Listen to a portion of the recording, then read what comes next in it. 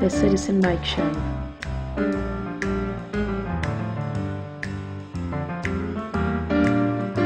News. Commentary.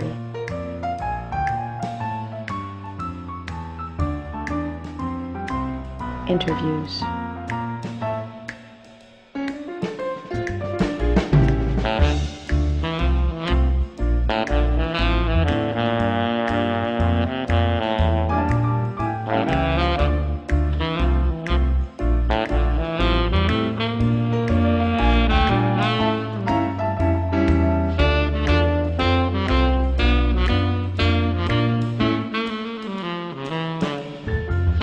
The Citizen Mike Show starts now. Welcome to the Citizen Mike Show. Thanks for tuning in. We do appreciate it. My name is Mike Burdinsky. On my right, Ralph Tomaselli, the editor of the Record Journal, and a special guest in the studio tonight, the Wallingford reporter for the Record Journal, Lauren Takores. Lauren, thanks for coming on the show. Thanks for having me, Mike. Yeah, we appreciate your bravery and spirit, and to run the gauntlet between us two. Yes. Oh my, yeah. Lauren, you haven't had a lot of years yet at the Record Journal, fairly new. You were kind enough to send me your bio and your resume, so I wanted to kind of start with that. Sure, of course. And I understand from that you were sort of raised in Wallingford back in the day. Yes. Yeah, yes. walk us through that. Sure. I grew up here in Wallingford. I went to Wallingford schools right through 9th grade. Then I transferred to Cooperative Arts and Humanities High School in New Haven, where I graduated in 2001. And I studied theater and writing there. After that, after a couple of tries at college, I moved out to Washington State, where I graduated from the Evergreen State College in 2009 with my bachelor's degree. Unfortunately, that was the time of the recession, and it hit the Northwest a little bit harder than other parts of the country. So after a year of struggling, I came home to Connecticut, and I found my way to Quinnipiac. That was in 2010, and I got a master's degree in journalism from that program. Yeah, Sure. let me stop you there. So what led you to journalism? Why did you want to become one among the legions of the enemy of America? You don't have to weigh in on that editorial comment from our president, but why journalism of all the things you could have done? Funny you should say all the things I could have done. I come from an education family. Okay. Both my parents were educators. They've retired now. Two of my sisters are educators. My older sister's mother and her stepfather are educators, and so it sort of seemed like the path. But I was determined to do something different. Different by not going to college right away and moving to Washington. And during one of my early tries at college at Western, I got involved with a student newspaper. And I, just really fell in love with journalism and the newsroom and everything that could be accomplished through news writing. When I was at Evergreen out in Olympia, I worked in the student newspaper there, and I also got into audio engineering. And so I volunteered at Bellevue Community College's radio station out there, KBCS, Okay. and I got into producing news stories that way. So if you look, at my writing, it sort of flows like an audio news script, with my voice and then actualities like that. And that's really how I developed my voice in writing. So by the time I got to Quinnipiac, I had some news experience, community news experience under my belt, and so I was able to go into Quinnipiac's program with some experience and some direction in where I wanted to go. So I want to ask. I like to talk about journalism. Yeah, I know you it's do. one of the I know things you that do. Right. I'd like to keep coming back to. So I wanted to talk to you about journalism school a little bit, and how it's different from being, let's say, an English major or an American Lit major or something like that. I mean, there's something going on there at journalism school that's special that other schools don't have. And after that, I want to ask Ralph a question I didn't prep him for, so he doesn't know this is coming, but I'm going to let him know now so he can think about it while you're talking. Of all the people you could have hired, Right. the huge selection. Yeah. You pick Lauren. Right. Don't answer that now. Right. Well, we're gonna come back to that. Tell me about journalism school. What sort of courses do you take that make you different than an English major or something? When I went to Quinnipiac, I went in with the mentality that I'm doing job training. I'm not, going to be an English major and read the great books and get prepared for a career as a teacher. I was going to do job training. And I really had a focus on the hands-on approach that Quinnipiac takes in training its journalists. We did courses not only in writing for print, but writing for the web, courses in audio production, courses in video production. We even had a course in media law. We had a course called Computer Assisted Reporting, where we learned how to use Excel and how to do data-driven stories. It was a wide variety of trainings, basically, that they gave us. At the end, we did a capstone project, and mine was on the Occupy movement, because that was 2011 that started, and I graduated in 2012. So all through my second year at Quinnipiac, Occupy was going on in New York and New Haven. So exciting times. Yeah. Yeah, yeah. So, Lauren. you didn't have to hire her. No, I didn't. You didn't? And I have really, luckily, I have clear recollection of this. Lauren started as a freelancer. Okay. And was mostly working on the weekends. And I usually look in on the freelance copy that comes in on the weekend. Yeah. And, it's kind of one of those things when we have a new freelancer, like, I don't know them. I didn't know Lauren. I don't even think I knew she was from in town. I don't know what I knew. But when we have a new freelancer, I never know what to expect.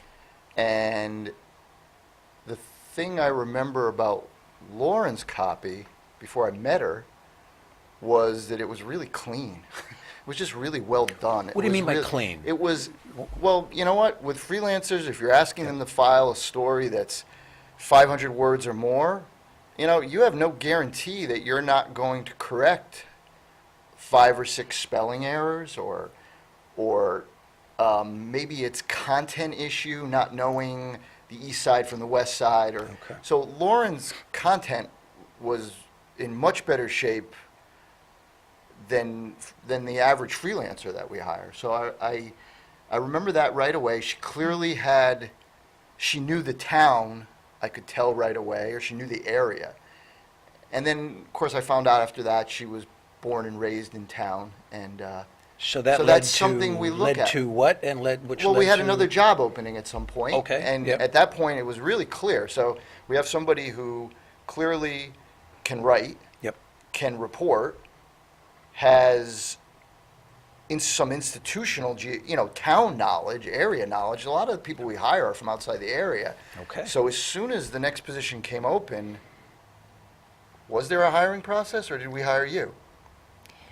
There was a hiring process, Okay. and you did hire me. Right. Well, no, we hired Lauren. I just couldn't remember. No, I knew we hired Lauren. Yeah. I just can remember very wasn't- clearly having an opening and talking to Eric. Right. And saying, Eric Cotton being Aaron Cotton, the the managing editor, and managing editor. saying, wow, Lauren's a strong candidate. So- Yeah, it was the evening breaking news reporter job. Right. Yeah.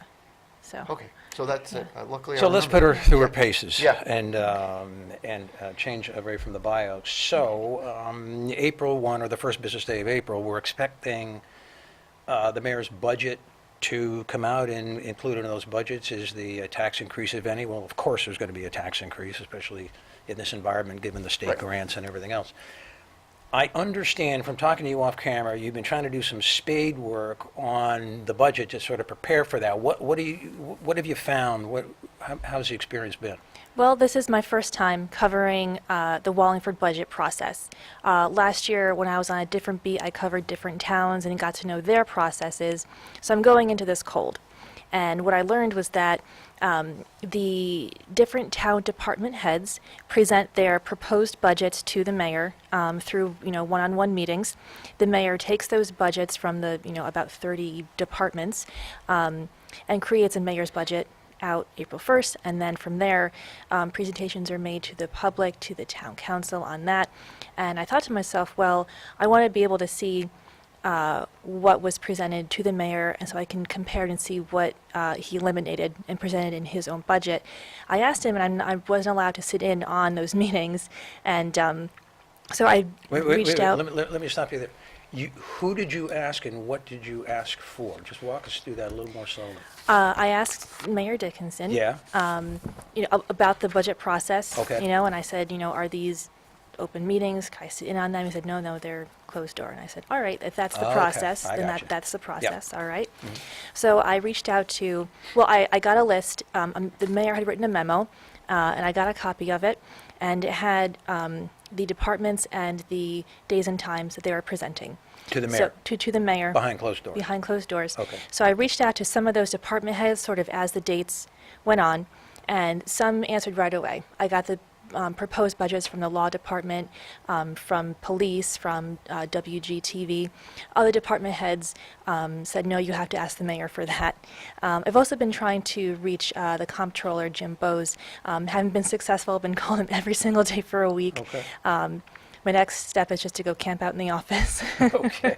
Because he also gets a copy Yep. of these. Now, the the last ones are set for Monday the 18th. So after that, I might just be able to set up a meeting with Jim Bowes, sit down and say, I want to look at them, And so that way, when the mayor presents his budget, I can say, well, Mr. Mayor, why did you take this off or that off? So I'd like to be able to do that. I'm trying. Good luck. Ralph, your thoughts? Well, we had, I'm not surprised. Yeah, right. The mayor is very sensitive about his budget. We've had counselors come on this show and say, listen, there's places you don't go with the mayor, and one of them is his budget. Now, that's not to agree with that at all, but he's sensitive about it, and I think in some ways needlessly sensitive, because here you have somebody, a journalist, who's trying to learn about the budget and how it comes together. I mean, Right.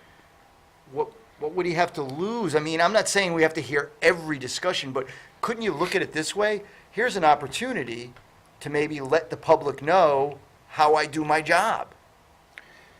Yeah, so over the years, I've gotten some insight as to what goes on Yes, in these go meetings. ahead. And many of them are not quite as mysterious as it might Right. seem. In some cases, in the smaller departments, the department head comes in with a list or a spreadsheet or something, and my understanding is, in many cases, the mayor and Jim Bowes sort of compare the old budget to the new budget.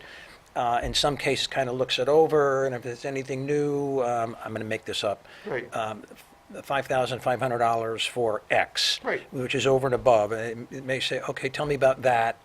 If there's, and very often they're very uneventful. Right. And okay, that ends that. In the larger budgets, I would love to be in the fly on the wall when the police chief was in there, because we've talked a lot about the police department budget. Would there be more cops or not? I think the town council will question carefully the police chief when he comes in to present his budget, just to see, about staffing. Lauren, back to you on the police budget. Did you get any insight as to what may be coming with respect to, I don't know, more police officers, or do we have to wait for the budget workshops, do you think? You might have to wait till the budget workshops. I didn't see an increase in the salary line item. He made some capital requests. The one that stands out is a hydraulic ram. So, A hydraulic ram, yeah, break down doors, that sort of thing? I think so. Okay. So that's something that, that stuck out to me on the budget, and that would be All right. something that I would ask Chief Wright about, and if it's not in the mayor's budget, What happened? what happened. There's also just technology upgrades, stuff Yeah. that we knew was coming, like the radio, and Okay. yeah. Let's change gears. Okay. So the front page of the paper, March 13, there's a story written by Lauren, and I'm going to hold it up to the camera Right. All right. and just to refresh folks' Right. memory on that. The headline below the photo, allow schools to require photo IDs from voters, bill proposes. So that's, Bruce, you got that? Sort of what it looks like. It's a big story, above the fold, Great. favored spot Yes. to grab attention. Lauren, walk me through, if you would, what got your attention with respect, who tipped you off? How did this work? How'd you put it together? I think you talked to a lot of people. Just walk us through those interviews. Sure. And what the bill's about. You better start with that, actually. Yeah. Yeah. All right. So this bill, House Bill 5177, was proposed by Vincent Candelora, who's local to this area. The bill would allow local and regional school boards to amend already existing safety and security policies to say that anyone going to a school on an election day, whether it's election day or primary day, whether they're a parent or a voter, they have to sign into the school building and show a photo ID. That's their policy. That conflicts with state election law, which says that voters can access a polling place and they don't have to show a photo ID to the polling official if they have an alternative form of identification. So there's a conflict there between maintaining the safety and security policy of the school district and access to the polls. And this bill, if passed, and I understand from your reporting, not much of a chance. Is that, do I understand your reporting right? Yes, that's right. Yeah. And this bill would require everyone who votes at a school to present a photo ID before they get to the polling machine, the voting machine? The way I think it would work, at least in Wallingford, Yeah. was that there are 9 polling places in Wallingford. 8 of them are at schools. And at some of the schools, like Cook Hill School, there's a separate ingress into the school gymnasium Yeah. where voters can go in, come out, and they don't have access to the rest of the school. Other schools like Stevens or Fritz School, you have to walk in, through the main door, and you can either go, I know at Stevens it's to go left to the gym, but if you were to go right, you would have access to the rest of the school. Okay. You had some quotes. Before I get Ralph's thoughts on this, you spoke to some other legislators, I believe. This was telephone interviews, and how did you get a hold of them, or were they willing to talk to you? I mean, was it just luck they answered the phone, or how does that work? It was a little bit of luck. Yeah. I started the story on Monday when it was quite a busy day at the Capitol. There was gun control legislation was up, and so many legislators were busy with that, Yeah, sure. But I did talk to Vinnie Candelora on Monday and Rob Sampson on Monday. Rob Sampson is a state rep from the Cheshire area. Yes. Yes. Known far and wide as an arch conservative. I would That's say my that. comment. I think You that's don't have fair. to- Yeah. I think he Go ahead. would describe himself Sure, as absolutely. as a staunch conservative. Go ahead. Who else were you able to get a hold of? On Monday, my luck ran out, and Okay. so luckily Tuesday I reached out to. I started early, and I started working the phones. I reached out to a couple Democrats who referred me to other Democrats, and finally I got a couple on the phone, so I was able to balance out the comments on the issue. Okay, got it. And it's sort of a mixed bag. I think some were sort of like the idea, or sort of, and others were skeptical, and another said, I see both sides of the issue, or something like Sure. that, is what you'd expect. Your thoughts? Well, just to even drill down on a little bit more, Yeah, because yeah. this story jumped out at me, or I took particular interest in it because of some of the voter ID issues nationwide, and not just voter ID issues, but voter suppression issues. And I'm not suggesting that's what Mr. Candelora is trying to do. So this stems from 2016 primary day. Okay. And I believe it was Dag Hammarskjöld, where I vote. And what happened that was unusual that primary day was that the school was open during voting.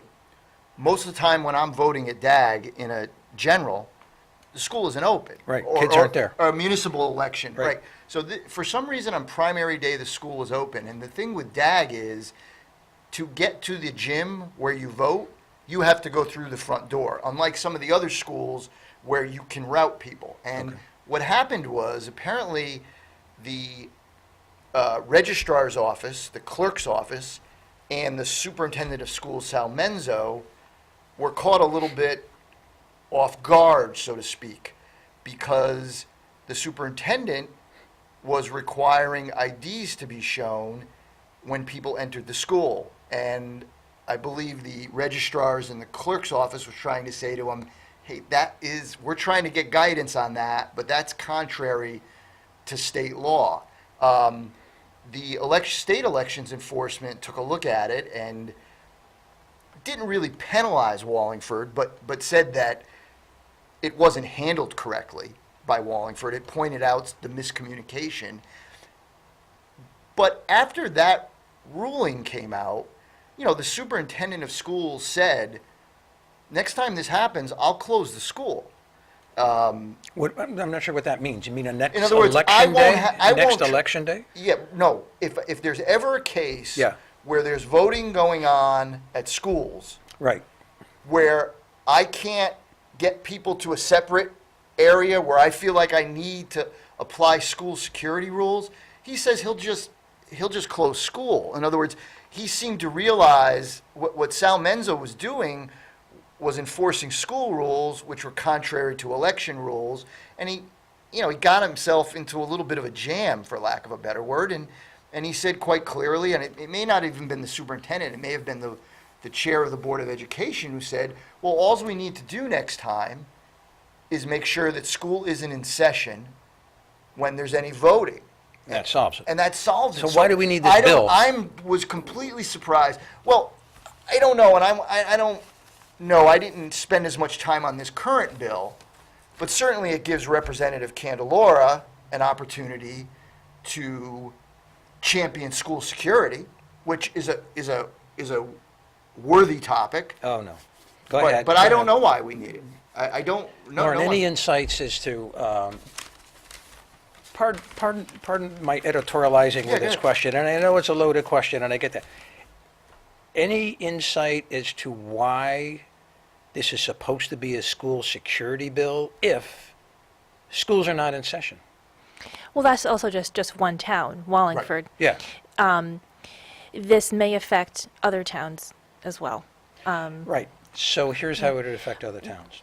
As I understand the bill,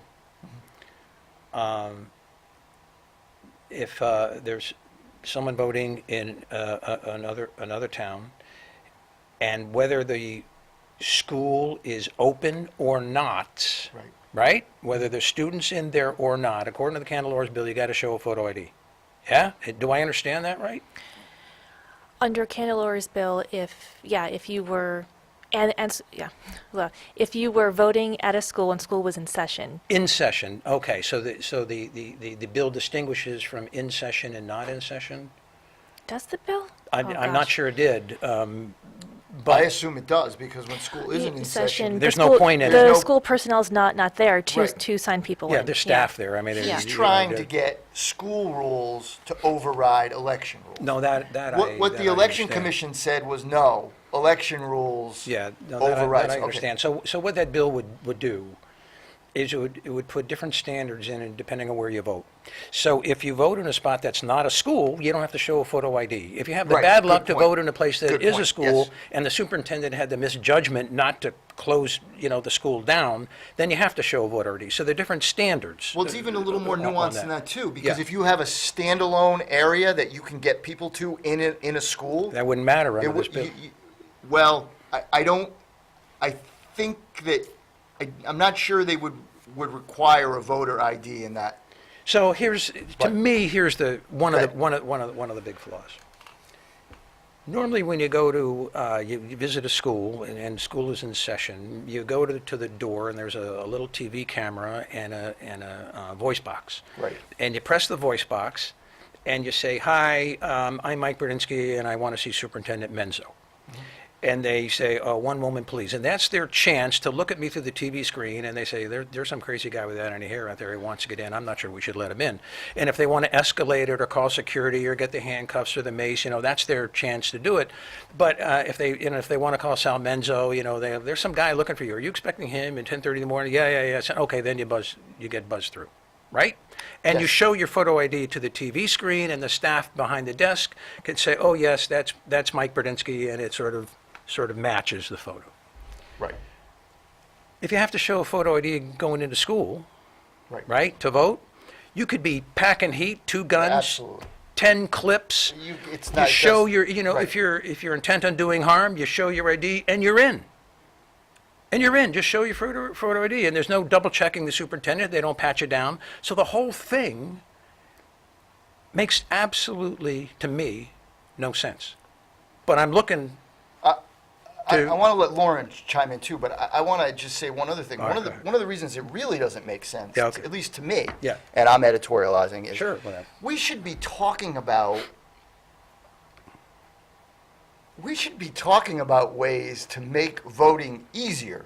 We should be talking about ways like weekend voting, mail-in voting, ways to up participation. We shouldn't be wasting any time, in my mind, talking about even, just in theory, just any way to make voting appear more difficult. And to we're going to anybody. be talking about Okay. that with the state reps that come Okay, on, good, because we're good. having Craig Fishbein, Yep. Vince Candelora, and Mary Machinsky coming on, and we're going to talk about that kind of stuff. Yeah. But in preparing for the show, I Right. spent a little time going online Okay. to try to find out where many of the polling places are in the inner cities. Mm-hmm. The inner cities are thought to have a higher Democratic turnout, a higher minority population. Right. And the right wing of the Republican Party nationally, if you don't know this, watch something other than Fox News. The Republican Party nationally, as its talking points, has said there's an awful lot of voter fraud going on. And in fact, when President Trump first started his administration, he had this commission on voter fraud. Because remember, 3 million people voted Yeah. fraudulently. Yes. So the voter ID was supposed to address voter fraud. Well, apparently the voter fraud has run out of gas. And so now I see voter ID coming back under the school security is the excuse now. It's Right. no longer voter fraud, it's school security. So when you look at Bridgeport, for example, or a lot of the other big cities, a lot of the polling places are schools, schools, schools, schools, schools, schools. Well, if you want to suppress the vote, and the Republican talking points nationally is more voter ID laws, and a federal judge in North Carolina, has established this is part of a voter suppression scheme, you have voter ID to get into the schools. And it disparately impacts minority populations and the Democratic vote. I'm not surprised Vince Candelora, who is a conservative Republican, may have picked this idea out of a bin and put it in a bill when it really doesn't bear on school security, in my view. Because a guy with a gun shows his ID and gets in without any trouble. Take me Right. down on that. No, I don't. You You looked know- at me with no, a shocked no, look. How because dare you I and- go there? I told you saw before that. the show, you and I agree on this, and I think we could do an entire show on it. Yeah, and we will maybe But one day. we're going to talk to Representative Candelora about it. Let's Sorry, change the Mark. subject. Yeah. Let's change the subject. Can we change the subject? Of course. Henry McCullough. Oh, yeah. Good guy, funny guy. He's been a colorful personality in Wallingford for many, many years. He's retiring. He agreed to sit for an interview with you, I gather. Yeah, just this morning. Yeah, okay, what happened? How did that work? Everything was very pleasant. I went down to the Public Works office over on Town Farm Road. Yep. We sat down, had a good conversation for about half an hour. Our staff photographer, Dave Zajac, was there and was trying to catch him in action a little bit. He gave us a tour of the facility, where the trucks are, the truck maintenance garage, It was great. We talked a little bit. I asked him just sort of what the department does, and he says, well, it's a lot of maintenance work. We maintain roads, parks, drains, and other things in town. We talked a little bit about his biography, his history. It surprised me that he said he was from Scotland. I knew he had some kind of accent, but from Scotland, I thought that was very interesting, that he came here as an immigrant, really found his home, and that he gave so much back to, his community that, Right. really embraced him, So did you ask him this? Henry, are you going to run for mayor? Did you ask him that? Ooh, did not even occur to me. Just kidding. Well, Just kidding. we did ask him about his post-retirement plans. Okay. He says, well, I'm going to, spend time with my grandchildren, going to keep up with his physical activities, mountain biking, golfing, well, from Scotland, Yeah, golfing. sure.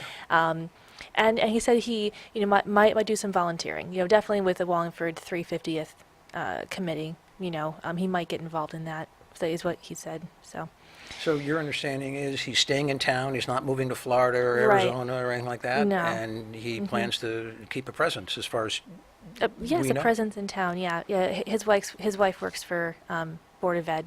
So Right. Did you have a chance, and maybe he wiggled out of this, did you have a chance to talk about the future of the Public Works Department without him?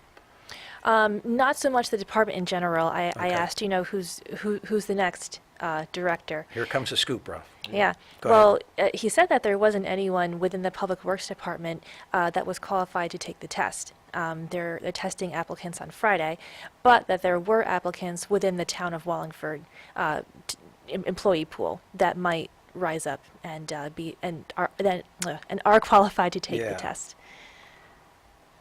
I get that. Go ahead. Well, it's usually within a department like Public Works, which is extremely multifaceted and complicated. Not that other departments are, but you're talking about everything from paving roads to taking care of parks to dealing with Buildings. build. Yeah. There's all kinds of tentacles.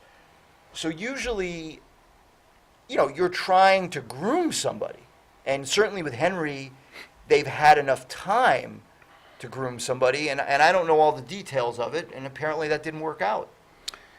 Yeah, right. So his last day is beginning of May? Yes. So we'll know the answer to that in a month. Right, Or right. Should be. And as Lauren's article said, and we talked about a little before the show, there apparently may be somebody in another department Yeah. that is Right. able to take So- the test. So Lauren, did you ask him whether or not he would be a guest on the Citizen Mike show? Didn't ask that either. All right, we'll send out we'll send out a feeler to we've Henry. never had Henry McKelly as a guest. No, have we? I haven't asked him though either. Okay, maybe Department heads are generally reluctant Right, to right. come on the show. I think Jim Bowes was on a long time ago. You've been even before I was on the show. Yeah, that's possible. We've had economic development, Kim Ryan Tim did an Ryan excellent job. a few Yeah. times. Casey. And we had Casey Costello-Hand Yeah, on. she did excellent, at too. least Yeah. a couple of times. And we'll reach out to Henry McCauley, see what, Yeah. see what he wants to do. Henry, are you watching? Let's change the subject. You've been working on an old cold case in your free time, I guess. Well, Go ahead. I've been covering this Right. this podcast. Yeah. Start from the beginning and just give us a little bit of the background on this cold case. It's an old murder or missing persons case or something. How you got into it, what your role is, and you wrote a story, I think, in December, and just sort of bring us up Right. to date, and the podcast, too. All right, so there's a very talented lady named Sarah Dimio, and she produces a podcast called Faded Out. She got her training at Connecticut School of Broadcasting, and she wanted to produce a true crime podcast. For her first season, she looked at the Johnny Gosch case, a missing boy from Iowa. His was the first face to be featured on a milk carton, right? So there was lots of information about him.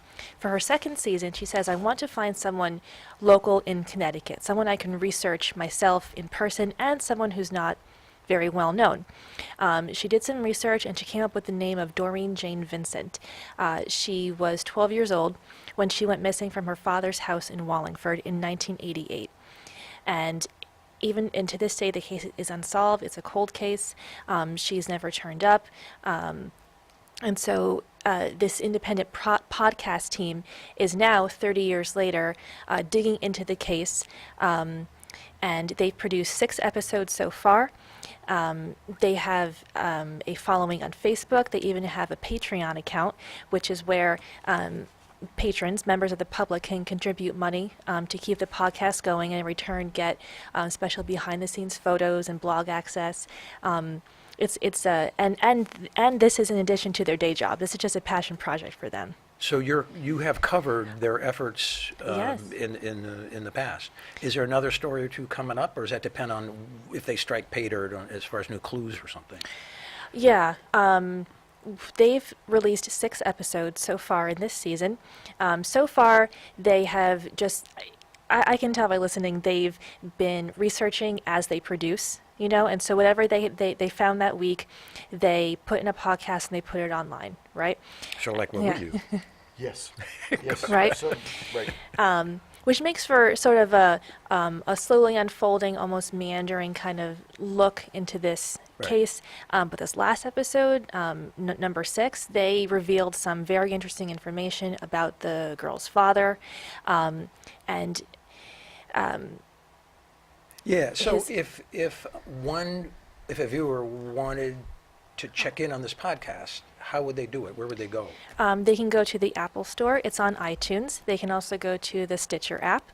Okay. If they do a Google search for Faded Out Podcast, they have their own website where you can listen right on the website. If you look up the podcast on Facebook, they have a private Facebook group where you can join and join in the discussion, and they have their Patreon So page some old too. Wallingford story may make national news one day if this local Right. group gets, finds something surprising. And they said that was their goal, that they want to come up with a theory and present it to police. There you go. Yeah. That'd be exciting. Would be That'd be a front page story above the fold, absolutely. written by Lauren. Yes. Let's change the subject a little bit. The doings of the Wallingford Town Council, that always fascinates us. Sure. Yes, it does. And there's a couple things bubbling up. We talked about it for a while. The ordinance committee, which is basically the entire town council. The ordinance is. committee is It the is the town town council. They just meet in ordinance committee meetings, so they don't have to televise no, that isn't why they. But they've been wrestling with the concept of trying to require board members, commission members, counselors to attend FOI, Freedom of Information Act training. Lauren, sort of fill in some of the gaps. I sort of laid the groundwork, but what's going on there? Well, it was brought up by Councilor Chris Shortell. He suggested that town councilors at first take an FOI training, and then from there expanded to boards and commissions, like who should take this. And so through the last couple ordinance committee meetings, they've fleshed out a draft ordinance, and right now it says that someone from the State Freedom of Information Commission, such as Tom Hennick or a designee, would give this training once a year, and so the volunteers that serve on these boards and committees would take the training and hopefully be better versed in Freedom of Information Act. Your thoughts? Wow. There was a Meriden situation where Yeah. There was, you had some knowledge of. yes, in Meriden, they're also undergoing some FOI training. They may have actually done it.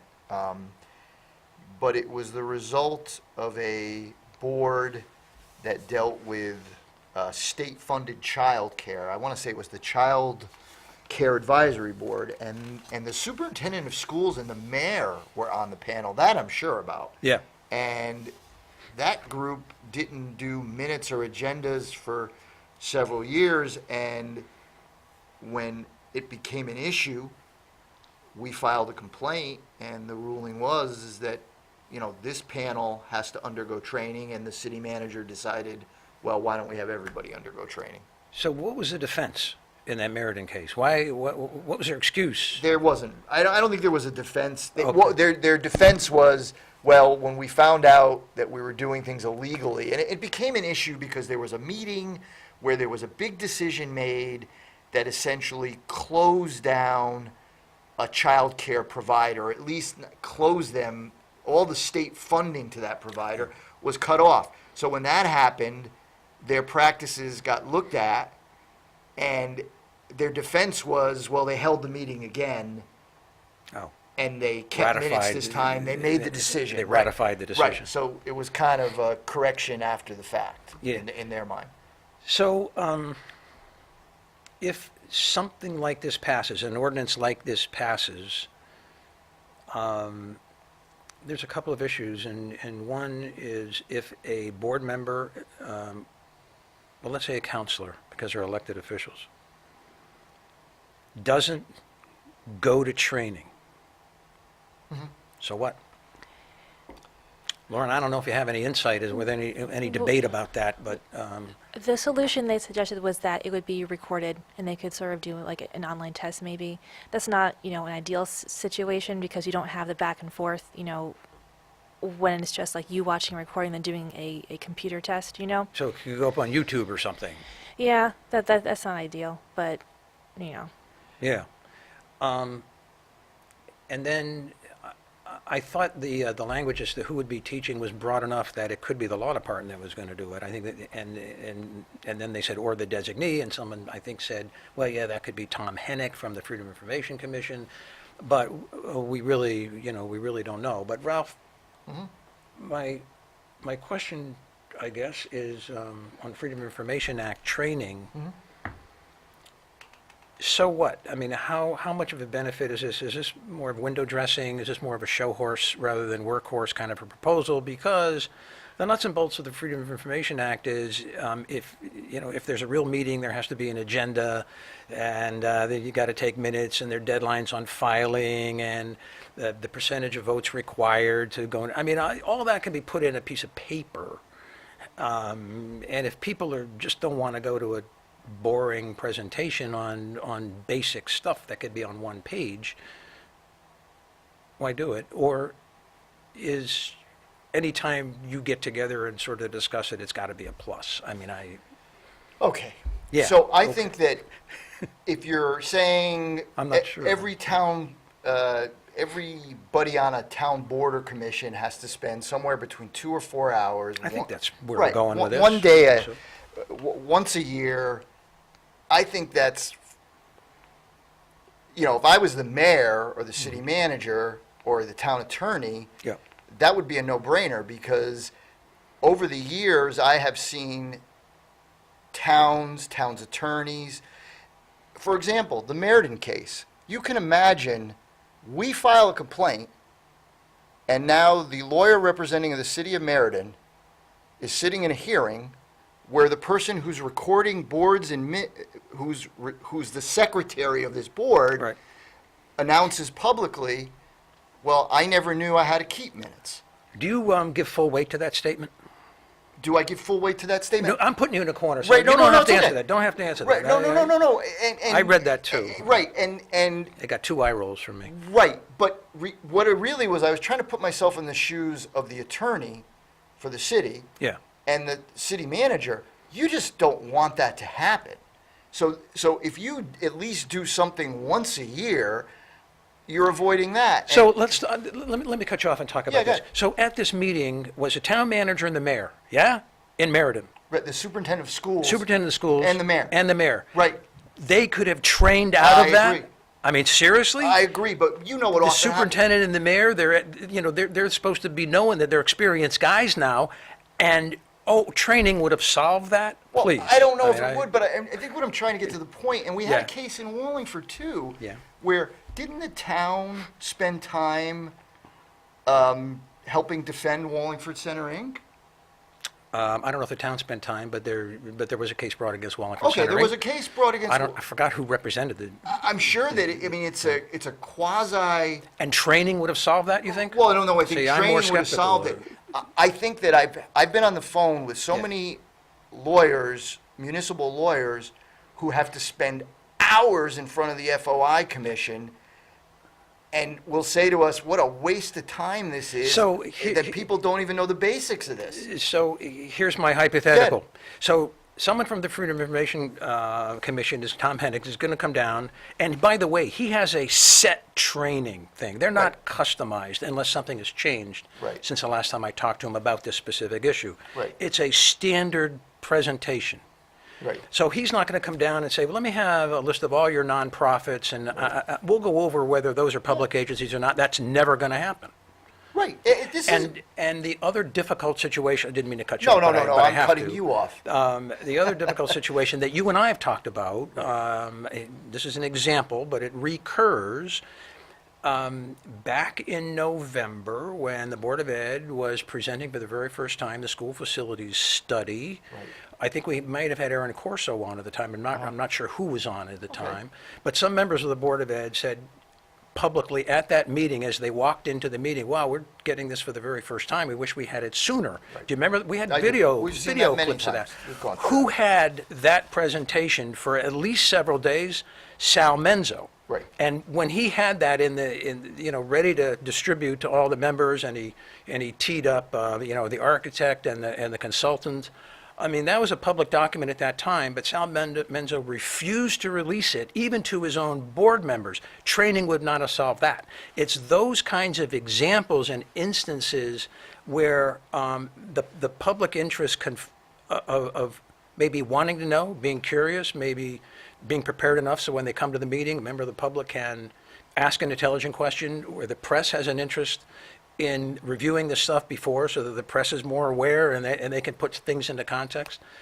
Government seems to want to keep stuff secret. The press sort of wants to unlock the stuff. So here we have an example of Dr. Menzo having a document, wouldn't release it in advance, and training isn't going to solve that. Well, you say government wants to keep things secret. It's a general rhetorical overreach, Sure. and I'm glad you. Yeah. I'm glad you. But I think that's Yeah. the hard wire. But As much as government wants to keep things secret, Right. the volunteers on these councils, boards, and commissions, they also don't want to break the law. Yeah. And so I think a training like this, might be beneficial in that, they would be able to ask questions and say, hey, when can we go into executive session? Hey, when can we release documents? It might just get them thinking more. I just want to make Yeah. because I think we're mingling, or you're mingling, two things here. probably. Okay, and it's okay that we do. One is the nuts and bolts Yep. of FOI rules. Which is what I foresee as the presentation. Okay, right. But what you're really talking about is people like the superintendent of schools and the mayor wanting to control information to gain an advantage. Yeah. So if you're superintendent and you have this really complicated plan and you release it the night of, you can't possibly expect your board to perform their function. And the mayor does the same thing. I think that's different than, And I'm citing those as the real problems I think that you're need right, to that be they are addressed. Not you have to take minutes at a meeting Right. because Yeah. everyone knows that. I agree, it's a Yeah, much that- more insidious Yeah. problem. It's a problem of concern because you have these top people who are trying to control information to give themselves the advantage. The mayor is the only one sitting there who has had time to read that report. Yeah. So, So Lauren picked me up on a detail, and I just Yeah, want go ahead. to I just want to come back to it, which was my general observation in the nature of a conclusion that, generally speaking, government are the ones that are looking for ways, excuses, language in the Freedom of Information Act as rationales not to disclose stuff. And the reason why you have freedom of information litigation is not because government wanted to push out stuff. It's that citizen, the press, needed to pull teeth. Yes. And so when I look around the town of Wallingford, from the leadership of the town council to the mayor's office to Sal Menzo, sure, on the obvious things, they'll keep minutes. Sure, they'll post notices. That's not where the problems are. But the mayor in particular, and Lauren went over this with respect to the budgets, the mayor is very guarded and cautious, and some of the department heads sort of sensed that, and some of the department heads didn't want to share budgets. Others weren't afraid to do that. right. But training isn't going to solve that, and I think there are too many public officials are hardwired to say to themselves, how can we keep this secret? What rationale can we use not to disclose this? Whereas a journalist should be hardwired the other way, or a true representative of the public should hardwire the other way. How can we make this public? How can we adjust things so that maximum information is given out with minimum delay? And therein lies the tension. And I don't see training solving this. However, I have ultimate faith in Chris Shortell. And he is going to perform a miracle and craft this ordinance and craft the curriculum of this training so that all the problems are going to be solved. Chris, I'm counting on you, fella. Lauren, I sort of hogged the microphone, but any other thoughts on this mandatory training or observations on the debate they had? And I think the same thing applies to ethics training too, but bring us up to date as far as you can. Yeah, As a reporter, yeah, I think that any FOI training would be a good thing. It at least would be a jumping off point to start this. Yeah, ethics, I suppose ethics would be part of the FOI training. Now, that's different from the ethics ordinance. Well, the two update, different right? texts. The It was- Code of Ethics yeah, is the one code- text, and the Freedom yeah. of Information Act is There's another text. Okay, yeah. So- Because they recently had an update to their code of ethics through an ordinance, but that's something else. Yeah. Okay. Yeah. So, Ralph, final thoughts. We have coming in the future on the Citizen Mike Show, I think Mary Mashinsky is next week. Okay. I think Craig Fishbein is the week after. Right. And I forgot the order of things now, but Vince Candelora's coming in. Oh, Liz Linehan Okay. is coming in. And these questions about early voting and Vince Candelora's bill, and we'll go all through that. But I want a final thought from you so I can take a sip of water before I sign off. Well, Or here's, Laura. my final Got thought him. is, Got yeah, him. you I got love me this. on this I one. love this. I have a final thought. Again, I'm gonna defer to Okay. Lauren. Good I move. just wanted to say thank you so much for this opportunity. I really wanted a chance to reintroduce myself to the town, and hope that viewers will feel more comfortable, contacting me, coming up to me if they see me on the street, calling me at the office. I'm pretty active on Twitter. My Twitter handle is LC Takores. Reach out to me with ideas, tips. I'm here. I'm from here. I know the area. I might have gone to school with you. So. There you I'm go. here. Let's make that the final word. That's a great final word. Lauren Takores, thanks for coming on the Citizen Mike Show. Thank Watch your email. We'll send you another invite as time goes on, and see how you react to that. Thank you, viewers, for watching. We do appreciate it. We're here on Wednesday nights. The show goes up on WPA on Thursdays at 9, Friday at 9, Monday, Tuesday, and Wednesday at 9. Eventually, it ends up on YouTube, maybe a couple days later. Put in Citizen Mike Wallingford and follow all the search prompts, and you can get the Citizen Mike Show up on YouTube. Or let me know that you would like me to send you a link directly to the YouTube show. Be happy to do that. It would save steps. Thanks again, and thanks to Lauren Takores. Good night, everybody. Good night, Lauren.